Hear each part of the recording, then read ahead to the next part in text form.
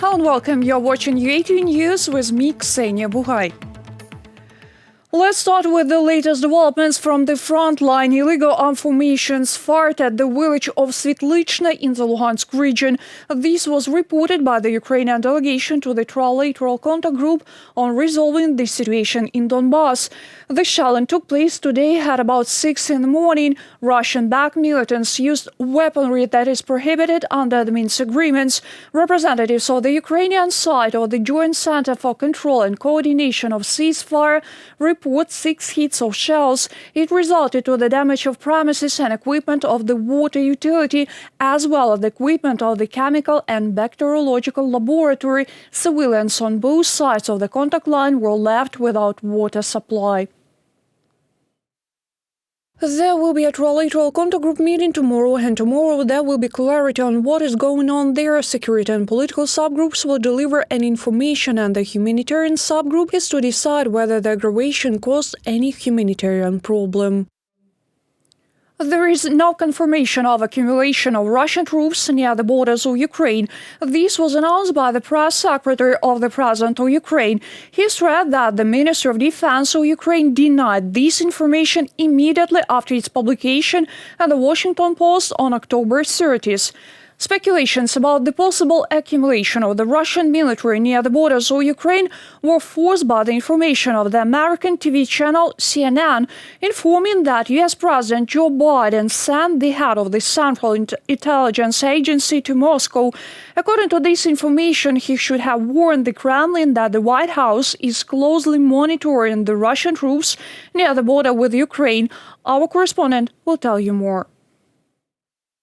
During the last week, foreign and Ukrainian media publications published the warning about the Russian military buildup on the Ukrainian border. Early last week, the Washington Post noted what the outlet called irregular troop movement after Russia concluded a massive joint military exercises with Belarus known as Zapad 2021. Allegedly, instead of going back to their regular station in Novosibirsk, army units stayed on the northern Ukrainian border. Later, CNN publication about CIA director's visit to Moscow appeared, citing to warn the Kremlin that the US is watching the buildup of troops near Ukraine's border closely. The rare trip by Burns to Russia, where he held talks with senior Kremlin security officials directly involved in the military activity, came as the US has grown increasingly concerned by Russia's irregular movement of troops and equipment near Ukraine's northern border, from the CNN article. There is no official Ukrainian confirmation that Russia increases its military presence in the occupied Crimea or near the Ukrainian border, says press secretary of Ukrainian President Serhiy Nykyforov.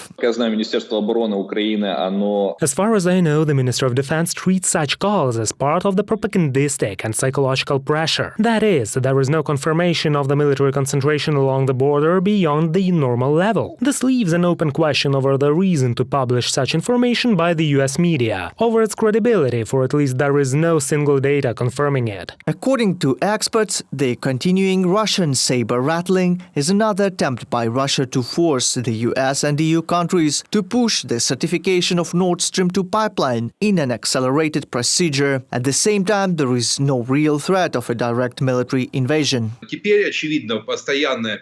Now it is obvious that the military presence of the troops of the Russian Federation near the Ukrainian borders will become a permanent factor. There is a tough play, but Putin is unlikely to press the red button now while the Nord Stream 2 is in process of certification. This is a much more important instrument from the point of view of geopolitics, and he feels no need to aggravate, to launch the hot phase in Donbass right now. Russia traditionally denies both the presence of its troops in the Donbass and the build-up. At the same time, over the past months, Kremlin has toughened its rhetoric over Ukraine, in particular regarding Ukraine's joining the NATO, which, according to Putin, marks a red line for Moscow. Reported by Nick Starkov and Yulia Bardash, UATV News.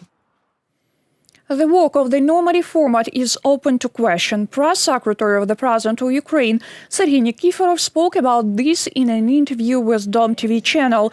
He noted that due to the position of the Russian Federation, it has not yet been possible to agree even on negotiations at the level of foreign ministers. The last time the leaders of Ukraine, France, Germany and Russia met in Paris in December of 2019. Сам нормандский формат The Normandy format itself is a big question. They still cannot agree on some next step towards the next summit in the Normandy format at the highest level. Even the ministries haven't met yet. That is the political part. The political agenda of the Normandy format is also under big question. I don't have an answer yet, although this is a very correct topic for discussion at high levels in the Normandy format.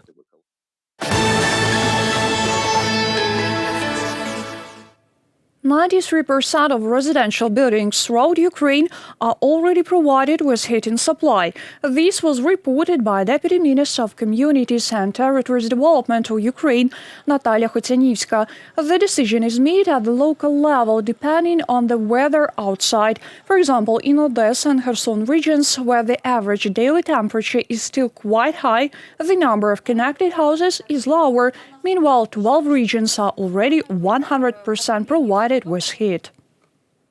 The heating tariff remains on the same level for the sake of the stable heating season. Government took additional responsibilities for percents of the individual income taxes allocated additionally to the local administrative bodies. More than 1.5 million vaccines are being administered in Ukraine for the third week in a row. According to Minister of Health of Ukraine, more than 25% of Ukrainians have already been fully vaccinated. Almost 37% received one dose. Over the past day, more than 13,000 new cases of coronavirus have been recorded. 473 people died of complications. Most infections are in the Dnipropetrovsk, Odessa and Kharkiv regions. Minister stressed that vaccination saves lives. Due to it, Ukraine and the EU member states managed to reduce the number of deaths from the effects of COVID-19. Thanks to vaccination, European countries have on average reduced the number of deaths by more than 3 times, while for a significant part of states by 8 to 10 times. In Ukraine, thanks to vaccination, it has already been possible to save the lives of at least more than 5,500 people. Law enforcement officers exposed a medical worker who entered inaccurate data on vaccination against COVID-19 into the healthcare system in Ivano-Frankivsk region. She searched for those who wanted to acquire fake certificates through acquaintances. They paid 2,500 hryvnia, that is a bit less than $100. During searches at the place of work, law enforcement officers seized computer equipment and medical documents. The investigators initiated criminal proceedings. Not only lifting of the moratorium, the third quarter of 2021 has become historic for the agriculture sector of Ukraine. In summer, the land market started working in the country, but at the same time, officials worked to provide farmers with more opportunities for doing business. For example, they expanded access to loans and crop insurance. How did the reforms affect the agriculture market and what other prospects will open for farmers in 2022? My colleague studied the issue. The land market has been operating in Ukraine for 4 months already. After decades of prohibition of sale of agricultural land, Ukrainians have regained the opportunity to freely dispose of their property. Experts say no one has started selling land in large quantities, but farmers got the opportunity to use it as a security asset for obtaining loans. The land is the best deposit. Banks are learning to work with this instrument. Practice is being developed. Before that, this land was under moratorium. It could not be taken as a pledge. In July and August, about 500 hectares of agricultural land were issued against the collateral of loans. Together with opening of the land market, Ukraine was carrying out other reforms that could help agribusiness to develop. For example, in summer, the parliament passed a bill that creates ample insurance opportunities for farmers. If a farmer's crop is destroyed by a drought or due to external reason the prices for his produce fall and he receives less profit, the risks will be covered by insurance. This practice is common in many countries around the world. For example, in the United States, 60% of the cultivated area is insured, but in Ukraine until recently it was about 3%. Therefore, there were greater risks for the business. A year ago, a drought destroyed almost 400,000 hectares hectares of crops. And for some, it was the last year of business. People went bankrupt due to the fact that there was no effective tool that would allow people to insure their crops. Now it is easier for the agrarian to build this insurance system. Insurance companies have become interested. The start of credit and insurance programs for farmers gave impetus to the development of the market for these services, but the state also pledged to co-finance these projects, thereby protecting banks and insurance companies from risks. Last week, the MPs passed a bill on partial guarantee of loans for small and medium-sized agrarian businesses.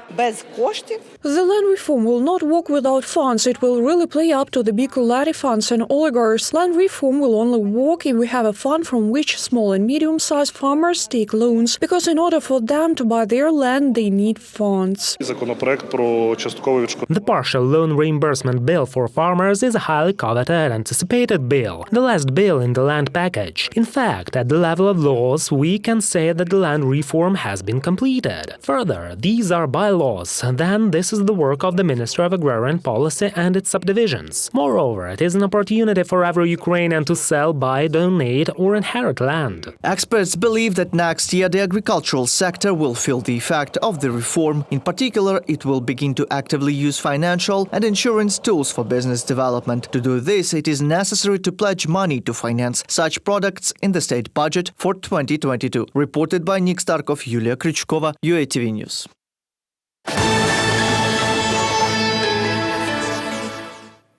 Everyone is important. An inclusive workshop for children and adults with autism spectrum disorder was opening in the city of Odessa. Here, students are taught modeling, painting and sewing. This is how the organizers of the workshop help children and adults to socialize. Our correspondents will tell you more. Volodymyr is one of the students of the inclusive workshop in the city of Odessa. 20-year-old man has autism. His parents regularly bring him to classes. He is now studying ceramics. Volodymyr says working with clay is easy for him. It is not difficult. If you can, you will succeed. If you want, then everything will work out. In cartoons, in animation, in fairy tales, in illustrations, in painting, everywhere. I like art. I like to draw. Work is in full swing in the classroom. 8 students learn modeling under the supervision of teachers. And then you turn it over.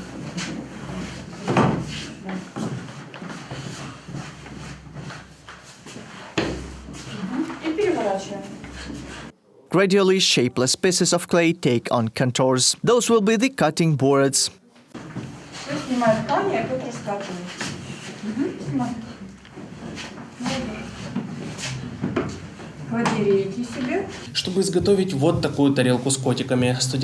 For example, it will take a student only one lesson to make such a plate with a cat. After sculpting, the dishes will be put in the oven and then painted with animal. This plate is planned to be put up for sale. Teachers say that this is a good motivation for students to not only master crafts, but also earn their own money.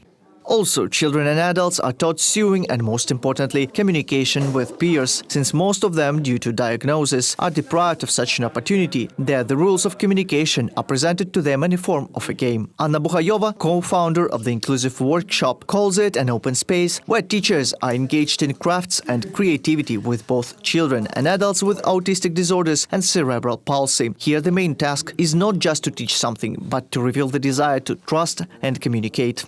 Even those who do not communicate start doing it. Let's say we have one student who has been attending classes for 2 years. Recently, she has finally begun to talk about some desires and films. Their social circle is so limited and they really need some additional conditions that are provided in the workshops because, frankly speaking, they live in isolation. In total, over the time of the Odessa Inclusive Workshop's work, 45 children and more than 24 adults were trained here, reported by Nick Starkov and Bogdan Sevko, UATV News. The Ukrainian boxing school has proved its high level. This is what President of Ukraine Volodymyr Zelensky wrote on his Facebook page. He congratulated 19-year-old Yuri Zakhareev on victory at the World Boxing Championship, which ended the day before in Serbia. Yuri became the youngest Ukrainian champion in this sport. That's all for today. More updates on our official website, YouTube, Facebook and Twitter pages. Stay healthy and take care of yourself.